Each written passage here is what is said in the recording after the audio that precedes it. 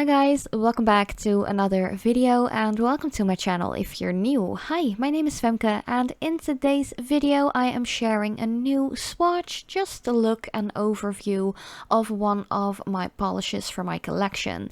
In these nail polish of the week videos, I just pick one color, sometimes even multiple, and swatch them, talk about them and just have some relaxing me time. So definitely grab your own nail supplies and paint your nails together with me while watching this video, and of course let me know what you're wearing on your nails right now because I'm always really curious to hear about that. But if you are new to my channel, hi, welcome.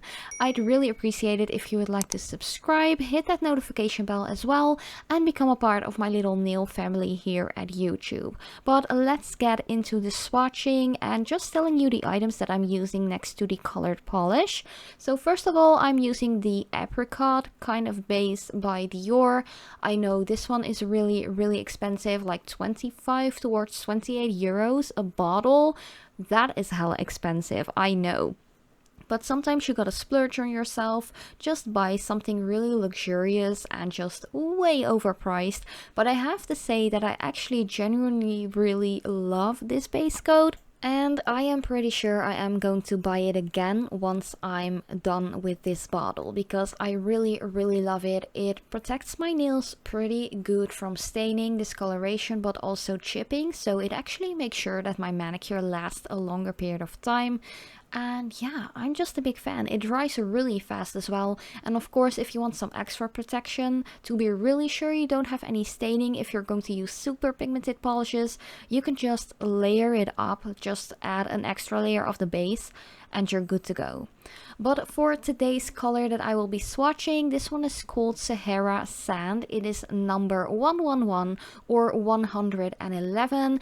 It is by the Catrice Iconails collection. It actually says on the back of the bottle that it is a gel lacquer, but trust me, this has nothing to do with gel polishes. It is a regular polish. First of all, you don't have to cure it. Second of all, it air dries. And third, it actually comes in a transparent bottle, which would be impossible for a gel polish because it would be already fully cured and hardened out if it would be in a transparent bottle, like even before you can use it. So just a little tip, if you are not sure whether or not a polish is a gel, if it's in a transparent bottle, it is a regular nail polish, trust me. So with that out of the way, let's get into the application, because I have to say, I am really happy with how opaque this one is with just that first thin coat. It is insane. For such a light beigey nude kind of color, I was really excited to see how well it covers. Like usually colors like these, they definitely need 2, sometimes even 3 layers to get it completely opaque, and usually the first coat is pretty sheer as well, especially if you apply a thin layer first of all, which is something that I would always recommend because the thicker the layer you apply, the longer it needs to like dry and harden out, and it can cause like crinkles and dents and just a whole mess if you don't wait long enough in between layers or if you apply really thick layers. So yeah, definitely always go for a thinner layer and maybe apply a second coat to make it completely opaque, because that actually prevents any like damages to your manicure in the long run. But yeah, of course, always remember to cap off the edges of your nails as well, especially if you have longer natural nails like I do. That is just a must in my opinion if you want your nail polish to last long, prevent any chipping or tip wear or stuff like that, and of course it does protect your natural nail a little bit as well. But yeah, this second coat I pretty much waited for like 5 minutes, I'd say, in between adding the first and second coat.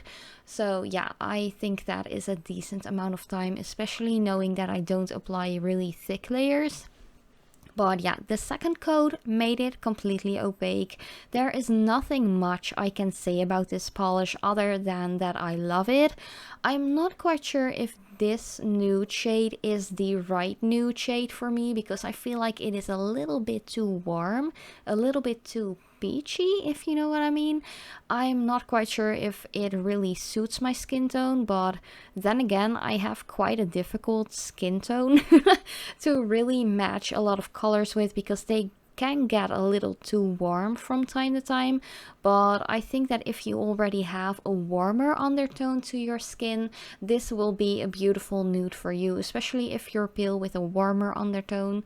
It would look really pretty. But other than that, it is a great color to use all over the nail as like a base background for nail art, or you can use like tiny amounts of this polish for maybe some accents in nail art. It is super good.